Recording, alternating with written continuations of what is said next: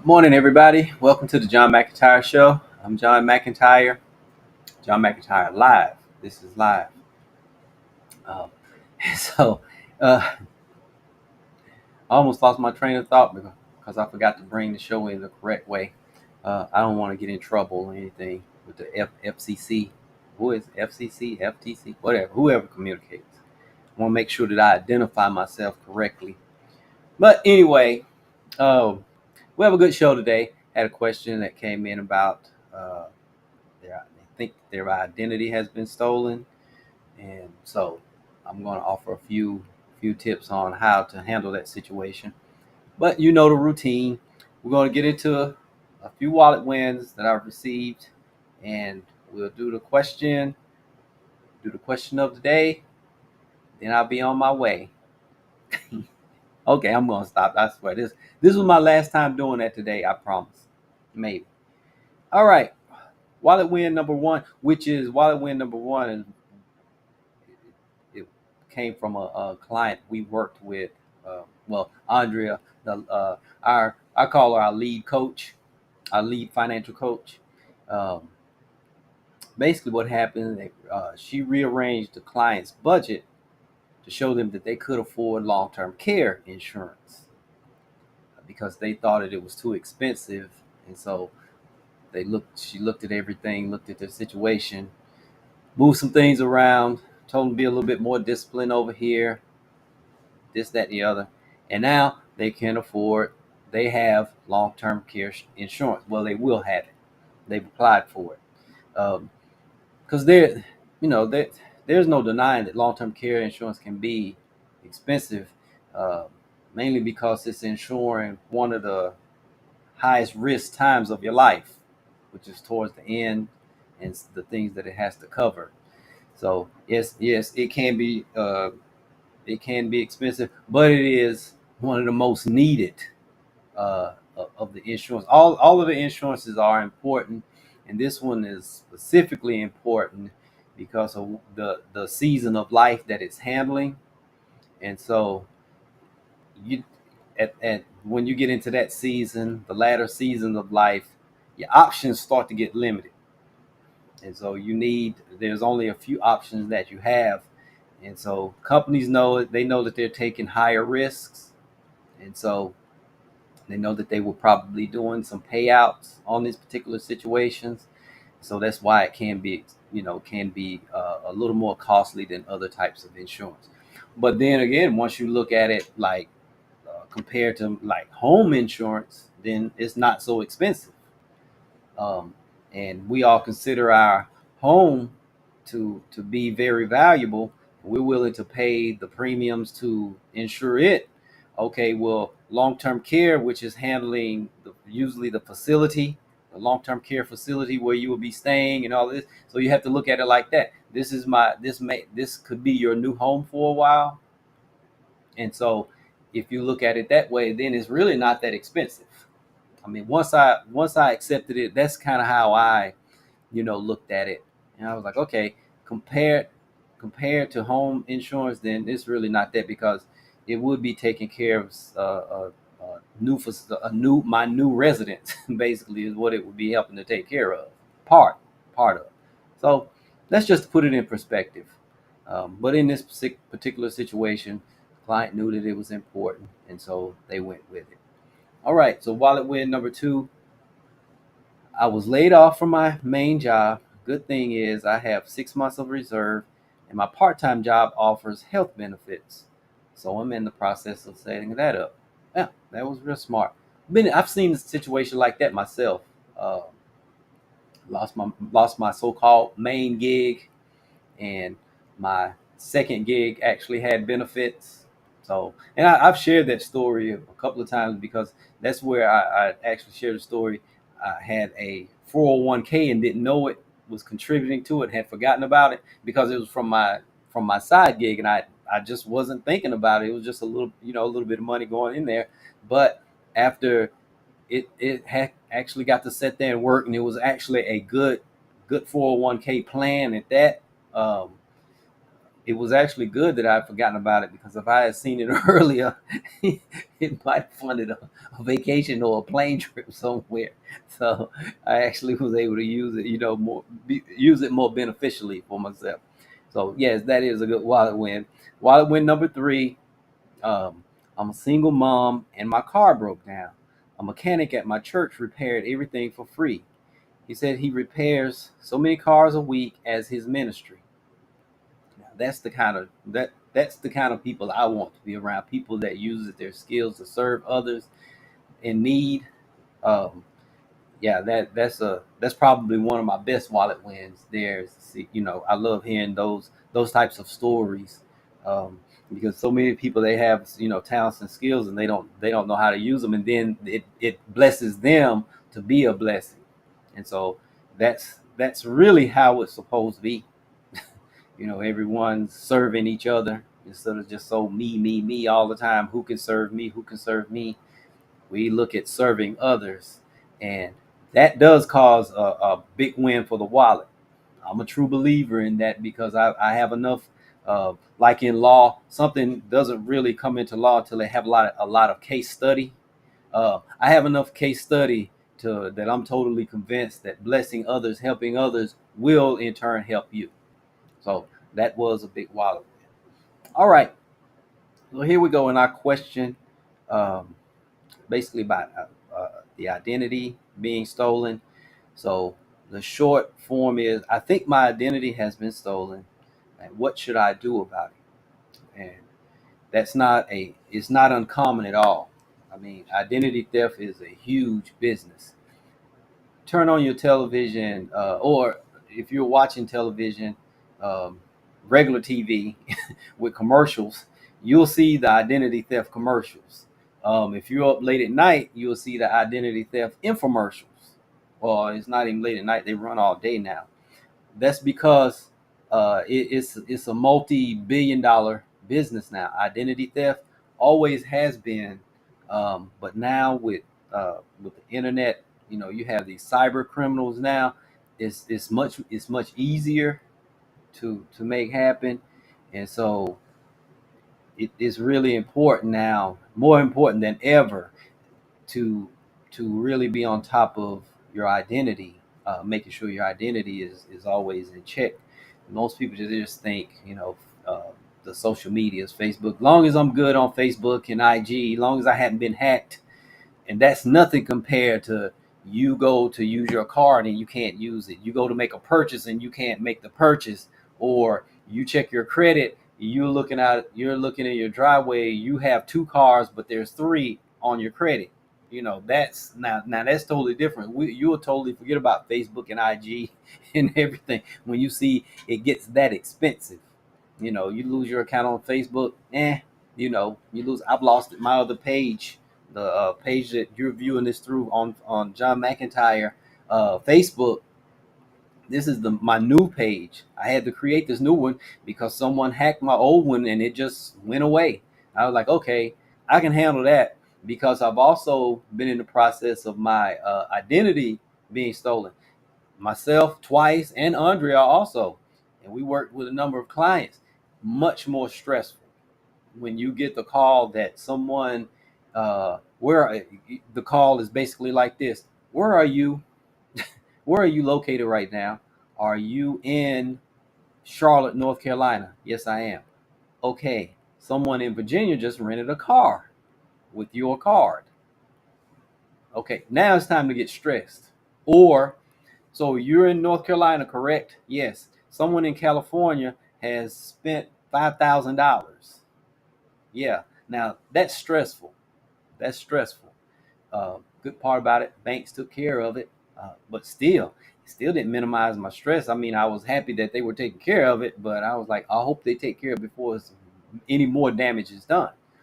And so it is a multi-billion-dollar business, and the Federal Trade Commission, in 2023, uh, just that in identity type of fraud. There's other types, but just identity fraud, they received over 1 million reports, and that's just this identity, not counting the other types of fraud.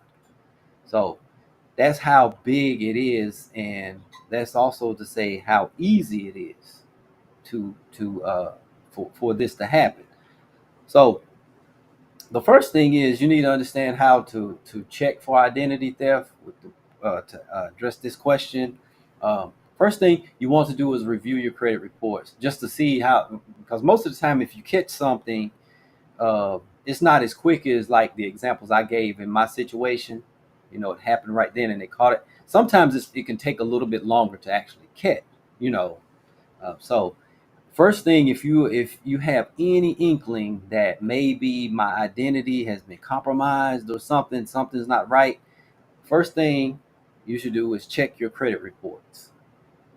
Just pull those. You can do that free, and if it's if you've already pulled your free credit reports for the year, you can go to your bank.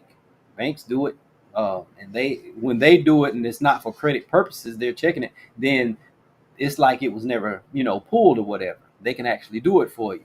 So if you've already pulled it, gotten your free credit report, it may not be that important to you. You may be willing to just pay for it again, But if you're close to your bank, to a bank branch, you can go by your bank branch and have it checked. Uh, Next part, check your on your credit reports. You want to look for things you didn't do.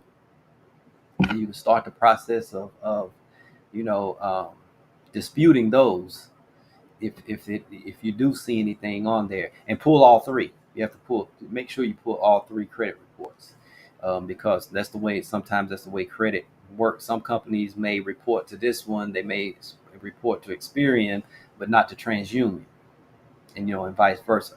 So make sure you pull all three. That's why it's good to go to, if you haven't pulled it, go to free annual credit report, annualcreditreports.com. One of those, have it pulled free, uh, and just and thoroughly go through it. Now it's time to pull up the statements, and go, line by line, because this is serious. Uh, Check your bank statements. Pull up most banks online now. Pull up all the statements. Go through, open up the account, look and see what's going on there. Uh, that's a quick way. Uh, for some people, especially with the older population, they're not as quick to go, to go to online and everything. So in that particular situation, you may want to just pay attention to strange mail popping up. You go check your mail, and it could be, a statement. Maybe you do business with this particular, maybe it's a credit card. Let's say it's a credit card.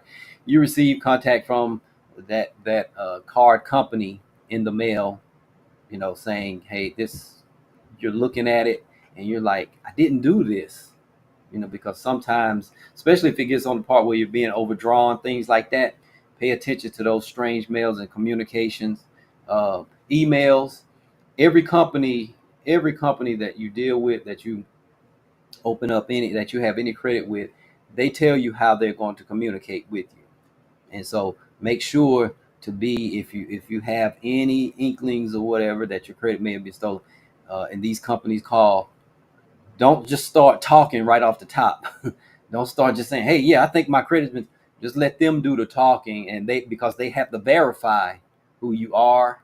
They're going to ask a few questions, things like that, just to verify that they are talking to the person. That lets you know that it's a legitimate call, because sometimes they may just call and say, hey, is this John McEntyre? Yes, we think your account has been compromised, and we need your information to be able to, and your permission to be able to check.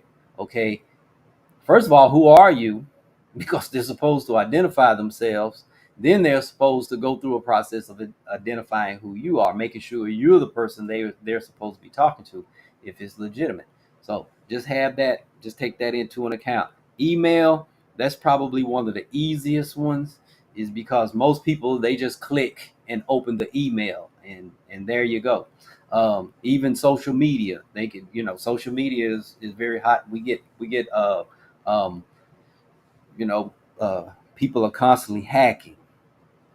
But with email, you click it, malware comes through, it's stolen something, or whatever. So you just have to make sure. Text messages, get those cold texts. Um, cold calling, people, telemarketing is huge. Teletexting is also. Text marketing is just as big, if not larger now. It's just as big. So you have to keep all of that in mind with with with how you're being communicated to, and each account that you have, understand how they're going to communicate with you if something like this does happen. Some may call, some may not. Most do call. They do give the phone call, but they have like a series of how they will communicate, and they stick with that style of communication. It may be a text first, email, call. It may be an email, text, call. They will let you know how they're going to communicate with you, so that you would even be able to pick up on those, those little things that would happen that normally doesn't happen. All right, so those are some of the ways to check in to make sure. That's just a few of the ways. There's a lot of ways. Those are like the top three of making sure how to check for identity theft. And so, let's say you saw where your identity was actually stolen. So now it's time to go into contacting the companies um, that was affected by the fraud. Make sure that's number one. Communication. Talk to each one of these companies, and then make sure the ones that were compromised, talk to them first, and then just talk to everyone else, just so make sure it hasn't already caused a domino effect, and start to like really catch some momentum out there. So you want to jump on the ones that had been affected first, and then everyone else, and just let everyone know, I think my identity has been stolen. They'll take it from there. They have their procedures. They say, okay, well, here's the way we handle it. Appreciate you calling us. This is what we're going to do to make sure it doesn't happen here. Or if it did happen, and then they go through the process of how we're going to rectify the situation, because now you have other decisions to make. So go. That's number one, communication. Number two, go through all accounts, change all passwords and PIN numbers, change all of that stuff, everything, your computers, your phones, your login information, especially. Go. It is an inconvenience, but you've been inconvenienced enough with your identity being stolen. So this is nothing. Now you're on the defensive. You're going on. You're being defensive about this to make sure it doesn't spread any further. So, because usually that's one of the areas that people that identity thieves come through anyway, is like weak passwords and PIN numbers. You know, they eat those for lunch. They get through those, very easily. So jump on that. Number three, one that most people, a lot of people realize it, but probably more don't than not. Freeze your credit. You can actually freeze your credit. And what that means is you go to each credit bureau, log in to your account, and there's a page on there where you can freeze and unfreeze. And so you just click freeze credit. That means no one can apply for credit, including you. They are not going to release any information or whatever. So you're pretty much, your credit is frozen. Uh, and you have to also keep that in mind, because you froze it. You have to be the one to unfreeze it. So you just log in, click freeze. Normally it takes up to no more than 24 hours to freeze it, no more than an hour to unfreeze it. And so that's what you do. You go in, click freeze, and it's temporarily, everything is taken care of. No one can, you can't, like I say, you cannot even go and apply for credit. So if you were going to make any major purchases during this situation, once you frozen it, you have to make sure to remember to unfreeze it before you do start back taking care of business, because they the credit reporting agencies, they're not going to do that for you. You have to take care of that yourself. So those are just some tips to handle it, how to figure out if your identity has been stolen, and if it has been stolen, what you can do to get on the path of rectifying the situation, making sure that it doesn't spread even further. And with that being said, there's also you've seen the commercial LifeLock, those identity theft insurances. they're legitimate insurances. They have credit monitoring, or if you just wanted to do it yourself, you can use Credit Karma. There's a lot of them out there that you just go to, or you can actually purchase identity theft insurance. You talk to a particular you can call your insurance company and tell them, hey, I'd like to add identity theft protection to my insurance policy, and it's very inexpensive. I mean, it's probably one of the best insurances and one of the cheapest insurances you can purchase. I've seen people, they're spending a ton of money on certain insurance policies that's really not that beneficial for them, but then not spending enough money on identity theft insurance. They may insure their iPhone fully, all of as much insurance as they can on $1,000 phone, but their identity could be worth a few hundred thousand, a million, or whatever. It could be priceless, even priceless, because it could do a lot of damage. Identity theft can do a lot of damage to your life. I mean, when you can't get a good rate on your mortgage to purchase a home because of this, now you see how serious it is. So those are ways you could just call your insurance agent, ask them if they provide identity theft insurance. If they don't, they can direct you in the, send you in the right direction. You can give us a call, contact us. We can point you in the right direction with identity theft insurance. We recommend it a lot. It's one of the insurances that we do recommend. So that being said, we got to do the question of the day. Question of the day is, do you have identity protection plan in place? Now that you know this, do you have a plan, or will you be in the process of putting a plan together? The main question is, do you have one in place? Something to think about.